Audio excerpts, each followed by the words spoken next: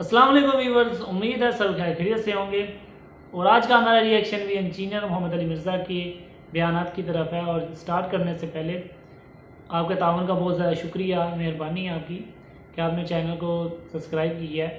تو مزید آپ سبسکرائب کریں اور بیل آئیکن کے بٹن کو دبائیں اور شیئر کریں، ویڈیو کو لائک کریں، سبسکرائب کریں میرے چینل کو۔ تو سٹارٹ کرتے ہیں بغیر کسی دیری کے۔ پہلے اس ویڈیو کو دیکھتے ہیں، پھر کرتے ہیں بات۔ سٹارٹ جی۔ وما خلقنا السماوات والارض وما بينهما لاعبين، ہم نے زمین و آسمان اور جو کچھ ان کے درمیان ہے یہ کھیل کے لیے پیدا نہیں کیا۔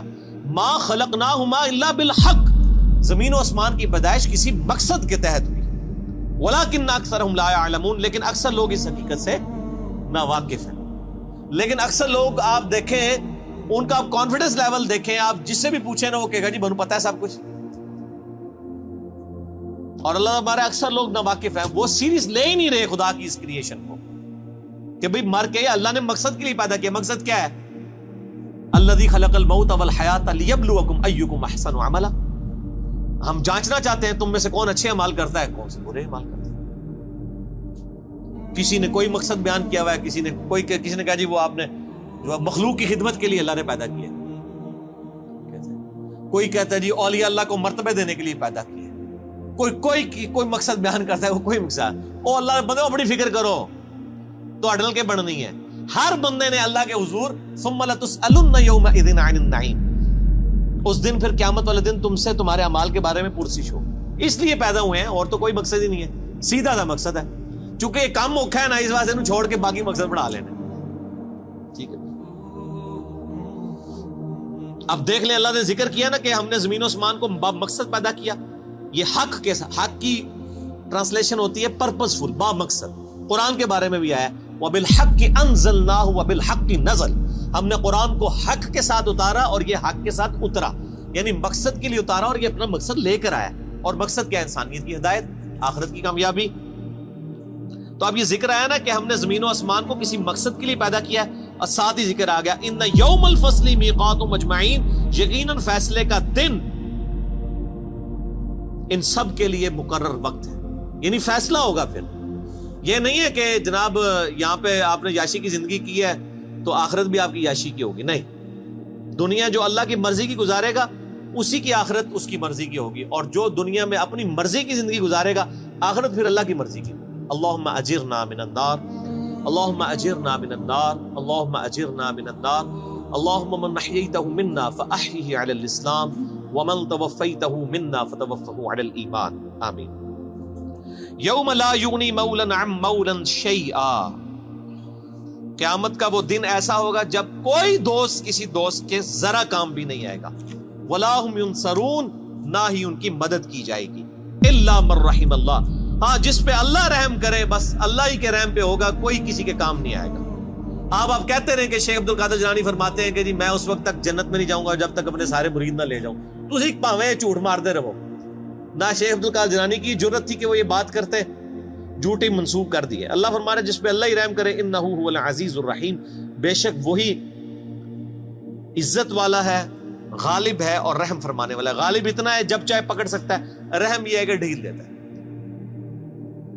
اچھا ان ظالموں سے پوچھیں، یہ ویسے تو بخاری مسلم کی حدیث بیان کر رہے ہوتے ہیں کہ قیامت دن نبی بھی کہہ رہے ہوں گے نفسی نفسی، تو شیخ عبد القادر جیلانی کہہ رہے ہوں گے کہ میرے مرید میرے مرید، وہ نہیں نفسی نفسی کر رہے ہونے۔ ان کا مرتبہ جو ہے وہ حضرت ابراہیم علیہ السلام، عیسیٰ علیہ السلام، موسیٰ علیہ السلام سے زیادہ ہے۔ یار مت ماری ہوئی ہے تو اللہ دے بندے، اپنی بھی عقل استعمال کرو۔ بزرگوں کے بارے میں کیا کانسیپٹ انہوں نے کیا ہوا ہے، اور وہاں نبیوں کے بارے میں کیا کانسیپٹ۔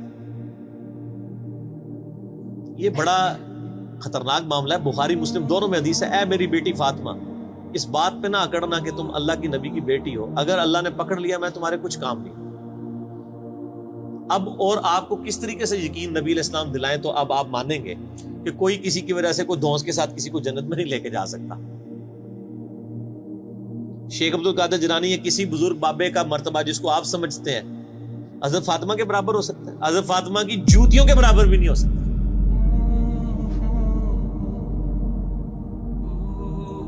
تو آپ دیکھ لیں کتنے بڑے بڑے انہوں نے لوگوں نے دعوے کیے اپنے بزرگ بابوں کے بارے میں، جھوٹ ہے، 100% جھوٹ ہے۔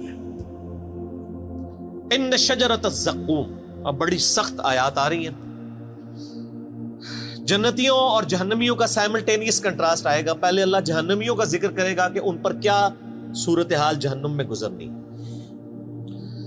بے شک زقوم کا درخت ایک کڑوا درخت طعام الاثیم گناہگاروں کی خوراک ہوگا.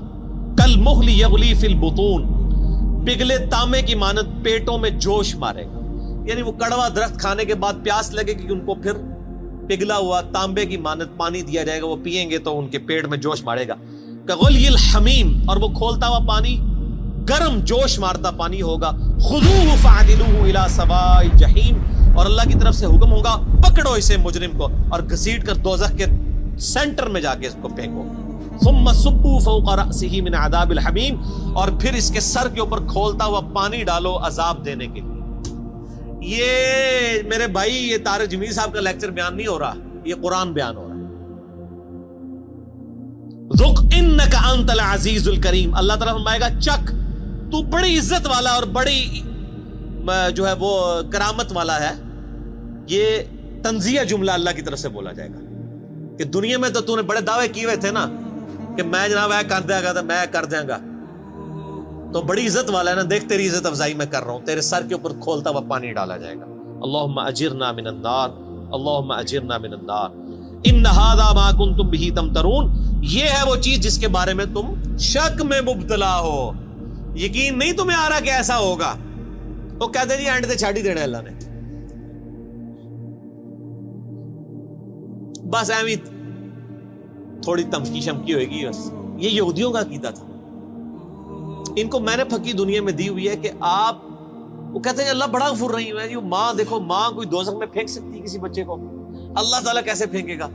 میں کہتا ہوں جی آخرت تو کسی نے نہیں دیکھی, میں آپ کو ویڈیو نہیں دکھا سکتا, قرآن تو موجود ہے نا, یہی پڑھ کے دیکھ لو. یہ کون ہے, یہ قرآن کس نے نازل کیا ہے؟ یہ جو آیات پڑھ رہی میں نے گھر بنائی ہیں جن کے اندر یہ سارا ذکر آ رہا ہے. تو میں ان کو دنیا میں ایک مثال دیتا ہوں کہ آپ کہتے ہیں نا ماں نہیں یہ چاہے گی, تو میں آپ کو دنیا سے ایک مثال دیتا ہوں کہ آپ اور میں بھی کبھی نہیں چاہیں گے کہ آپ کا کوئی دشمن ہو, اس کے 4-5 چھوٹے چھوٹے بچے ہوں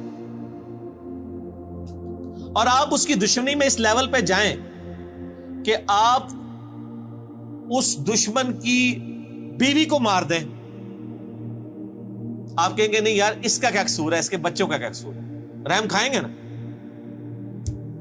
کہ یار اس کی ماں مر گئی بچوں کی, ان بچوں کو بیوہ, جب یہ بچے جو ہیں یتیم ہو جائیں گے تو جو ماں کے بغیر رہیں گے اور نئی جب ستیلی ماں آئے گی ان کے ساتھ کیا سلوک کرے گی, ان کے مینٹل ماڈلز تک بدل جائیں گے. ترس کھائیں گے نا آپ اور میں, تو کھائیں گے نا. تو کیا اللہ تعالیٰ بھی ایسے لوگوں پہ ترس فرماتا ہے؟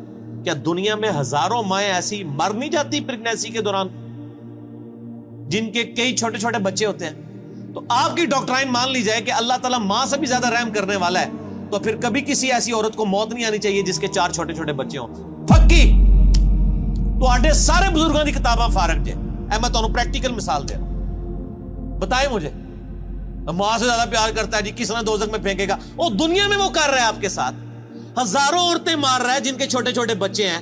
اب رحم کدھر گیا؟ آپ نے رحم کا کیا کنسیپٹ سمجھا ہوا ہے؟ وہ ایک بوڑھی دادی اماں ہے جو پسیج جائے گی, اور رحم فرمانے والا ہے میرے بھائیوں ان پر جو واقعی اس کی طرف رجوع لائیں. وہ ابو جہل کے اوپر رحم فرمانے والا نہیں ہے, وہ فرعون کے اوپر رحم فرمانے والا نہیں ہے, نبیوں کے ماننے والوں پر رحم فرمانے والا. ورنہ میں نے آپ کو پریکٹیکل مثال دے دی ہے. آپ کو آخرت کی ویڈیو میں دنیا میں دکھا رہا ہوں کہ دنیا میں ہزاروں ایسی مائیں مر رہی ہیں جن کے 5-5 6-6 چھوٹے چھوٹے بچے ہیں. اللہ تعالیٰ ان پہ کوئی رحم نہیں فرماتا کہ چلو یار بچے تھوڑے بڑے ہی ہو جائیں. تو یہ چیز اللہ نے دنیا میں دکھائی ہے اس لیے تاکہ آپ کو یقین آ جائے کہ اللہ تعالیٰ پسیج نہیں جاتا. ٹکوسلے تھے مثالیں بیان کرنی ہے بند کرو, ٹھیک ہوگا جی. اللہ تعالیٰ فرما رہا ہے ان ھذا ما کنتم بہ تمترون, یہ وہ تھا جس کو دنیا میں تم شک کرتے تھے. کیا شک کیا کرتے تھے؟ یا اللہ جو کچھ بھی ہے تیرے بابو کی امت سے بخشے ہی جائیں گے. اب سائملٹینیس کنٹراسٹ آ, ان المتقین فی مقام امین, بے شک پرہیزگار امن کی جگہ میں ہوں گے. فی جنات و عیون, اللہ کی طرف سے باغوں میں اور چشموں میں. یلبسون من سندس و استبرق متقابلین, وہ باریک لباس پہنے ہوئے ہوں گے اور دبیس ریشم کا آمنے سامنے بیٹھے ہوں گے. یعنی ان کا جو لباس ہے جس طرح آج کل بھی ہوتا ہے، وہ کیٹی کی شلوار ہوتی ہے، اوپر ململ کا کرتا ہوتا ہے، اللہ تعالیٰ فرماتا ہے موٹی ریشم کی ان کی یعنی تہمد ہوگی یا شلوار ہوگی یا پینٹ کوئی بھی ہوگی، اور اوپر کرتے ان کے باریک لباس ہو. کذالک، اور یوں ہی وزوجناہم بحور عین، ہم ان کو بیاہ دیں گے موٹی آنکھوں والی حوروں کے ساتھ. اب یہ حوروں کی ڈیٹیل کے لیے آپ طارق جمیل صاحب کے لیکچر دیکھیں، جو جس چیز کا ایکسپرٹ ہے اس کی طرف ریفر کرنا چاہیے. ادھر ہیں وہ ایکسپرٹ، وہ آپ دیکھیں. یدعون فیہا بکل فاکہۃ آمنین، اور وہ منگوا لیا کریں گے ہر قسم کا پھل اطمینان سے، جو ان کی خواہش ہوگی اللہ تعالیٰ ان کے سامنے رکھے. لا یذوقون فیہا الموت الا الموتۃ الاولی، وہ نہیں چکھیں گے وہاں پر موت کا ذائقہ بجز اس موت کے جو وہ دنیا میں چکھ چکے. بس ایک ہی موت. اچھا میں جنت کی آیات سے نا اس طرح ہی گزر جاتا ہوں نا، تو لوگ کہتے ہیں جنت لیکچر دو، جنت لیکچر. یار جنت لیکچر تو اتنا کچھ ہے، وہ آپ وہی پڑھ لیں. آپ بخاری مسلم میں جنت کا چیپٹر پڑھ لیں، مشکات کی 30 جلد میں جنت کا چیپٹر پڑھ لیں، ٹھیک ہے جی. اور یہ ساری چیزیں کرنے سے، یہ تو اسی طریقے سے کہ آپ بریانی کے فضائل بیان کرنا شروع کر دیں، بریانی تک پہنچنے کے لیے بھی تو ایک ایفرٹ کی ضرورت ہے نا. تو وہ سب کو پتا ہے دنیا میں، میرا خیال ہے جنت کے بارے میں تو سب کو ہی پتا ہے، دوزخ کے بارے میں لوگوں نے انڈر ایسٹیمیٹ کی. تو جس چیز کی ضرورت ہے وہی کریں، اور یہی صحابہ کا طریقہ بھی ہے. بخاری مسلم اٹھا کے دیکھیں، جب حضرت عمر کو زخم لگا ہے تو ان کے پاس آ کے صحابہ کہہ رہے ہیں کہ آپ کی وجہ سے اللہ تعالیٰ نے اسلام کو اتنی شوکت دی ہے، رومن پرشین امپائر گری ہے، اور ہم اللہ سے امید کرتے ہیں کہ آپ اللہ کے حضور آپ تو بخشے بخشائیں. یہ بخاری مسلم دونوں میں ہے. اس زخم کی حالت میں انہوں نے کہا میں تو بس یہی چاہتا ہوں کہ جو کچھ میں نے اسلام کے لیے کیا نا، اس کے بدلے میں اللہ صرف میرے گناہ معاف کر کے مجھے برابر چھوڑ دے. جنت تو چھوڑ دو، بس مجھے برابر کر دے کہ میرے گناہ اور نیکیاں برابر ہو گئی ہیں، میں بریک ایون پوائنٹ پہ آ گیا ہوں. جنت کی بات تو حضرت عمر نے بھی نہیں کی ہے مرتے وقت، حالانکہ اس وقت ضرورت تھی کہ وہ جنت کی بات کرتا ہے. میں سیدھے ہی جنت ہی چلے آ جاؤ، اور جنت کی گارنٹی بھی ملی ہوئی تھی. یہ باتیں نہیں کسی کو یاد. جب ہم یہ باتیں کرتے ہیں ہمیں کہتے ہیں جی کڑوی کڑوی باتیں ہر وقت کرتا ہے. تو حضرت عمر بھی کڑوی کڑوی باتیں کرتے تھے، حالانکہ وہ تو موت کے وقت تھے، اس ٹائم تو ضرورت تھی وہ جنت کی باتیں کرتے. انہوں نے کہا بس مجھے اللہ برابر ہی چھوڑ لینا، اتنا ہی کافی میرے. او بھائی عقل نہ ہوئے تھے موجے ہی موجاں، اور عقل ہوئے تھے سوچے ہی سوچا. جسے عقل ہو اس کو سوچ ہوتی ہے. حضرت عمر کو عقل تھی، آپ کو عقل نہیں. آپ کے بزرگوں کو، آپ کے واعظین کو، آپ کے علماء کو عقل نہیں ہے، اس لیے وہ آپ کو مٹھی لوریاں دیتے ہیں. ٹھیک ہے مست رہو، ٹھیک ہے. انہوں نال ہی ہو گے کہ عمل داڑے، ٹھیک ہے. وہ ہمارے ساتھ لوگ بات کر رہے ہوتے ہیں نا، یزید نو برا نہ کرو. ہم کہتے ہیں جی ٹھیک ہے، اللہ آپ کا حشر یزید کے ساتھ کرے. نہیں، اگر ایڈے ہی کانفیڈنٹ ہو تو منگے کرو دعا کہ یزید اور اس کے خاندان کے ساتھ ہمارا حشر ہو. ہم کہتے ہیں حسین اور اس کے خاندان مولا علی کے ساتھ ہمارا حشر ہو. ہم تو کانفیڈنٹ ہیں، آپ میں اعتماد نہیں ہے.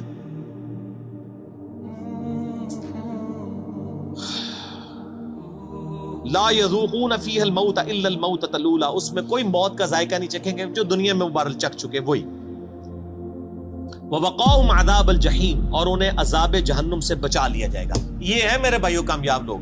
بخاری مسلم میں حدیث ہے کہ قیامت والے دن موت کو مینڈے کی شکل میں لا کے میدان حشر میں ذبح کر دیا جائے گا.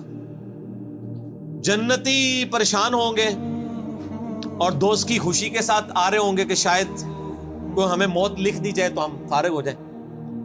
موت کو ذبح کیا جائے گا اور اللہ تعالیٰ کہے گا کہ جنتیوں کے لیے خوشخبری ہے کہ اب کبھی موت نہیں آئے گی، موت ہم نے ختم کر دی. اور جہنمیوں کے لیے یہ بری خبر ہے کہ موت ہمیشہ کے لیے ختم ہو گئی ہے، اب تمہیں اسی عذاب میں ہی رہنا ہے، موت مانگنے سے بھی موت نہیں ہے. جنتیوں کے لیے موت کا ختم ہونا خوشخبری، اور جہنمیوں دوستیوں کے لیے سب سے بری خبر.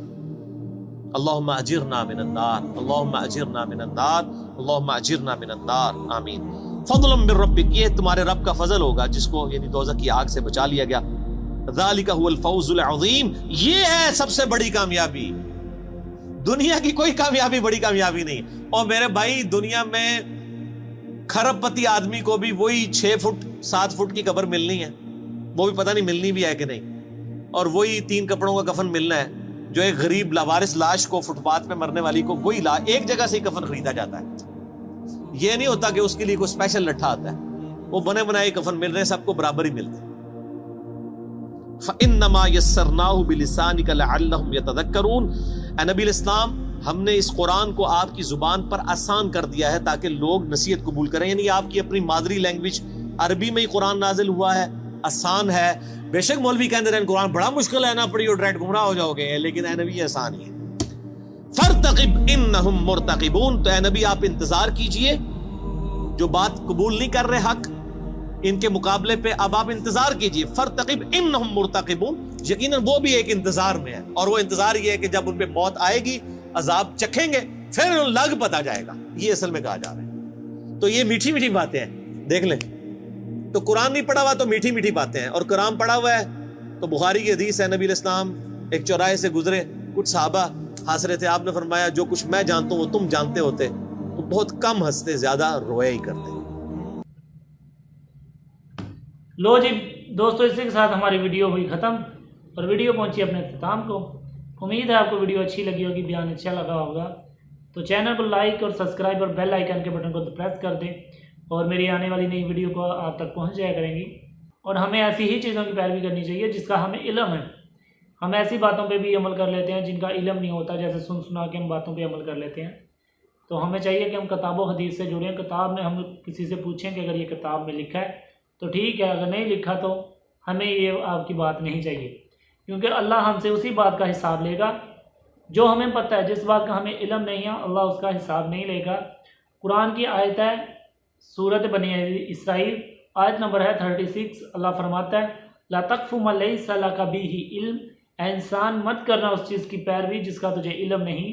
ان السمع والبصار والفؤاد کل اولئک کان عنہ مسئولا, کہ ہم تم سے پوچھیں گے. تمہارے پاس آنکھیں تو دیکھتا نہیں, کان سنتا نہیں, دل ہے جو دھڑکتا نہیں ہے. تو اللہ ہم سے انہی چیزوں کے بارے میں پوچھے گا جس کا ہمیں علم ہے. اور سورۃ حجرات میں تو اللہ فرماتا ہے کہ ایسا کام نہ کرنا کہ اس کے بعد تم پچھتاؤ, پہلے اس کی تصدیق کر لیا کرو. تو انجینئر کے بیان سننے کی سب سے بڑی وجوہات یہی ہے کہ اس کے ریفرنس کوڈ ہوتے ہیں. وہ ہر قرآن و حدیث کو دکھاتا ہے, یہ دیکھو بھائی یہ قرآن و حدیث میں لکھا ہوا ہے. تو انجینئر کی زیادہ حق اللہ کہیں نہ کہیں, کوئی بھی حق بولے تو اللہ اس کو آگے لے کے جاتا ہے. تو انجینئر کی یہی بات سب سے مضبوط ہے کہ وہ کتاب و حدیث کو کھول کھول کے بتاتا ہے کہ یہ دیکھو یہ اللہ اور اس کا رسول فرماتا ہے صلی اللہ علیہ وسلم عز و جل. تو مجھے اسی لیے اس کے بیان زیادہ اچھے لگتے ہیں اور میں اسی پہ ہی ریئیکشن کر رہا ہوں. تو ملیں گے نیکسٹ ویڈیو میں. اللہ ہمیشہ آپ کو خوش اور ہنستا ہوا رکھے. اللہ حافظ. اللہ آپ کی اصلاح بھی کرے.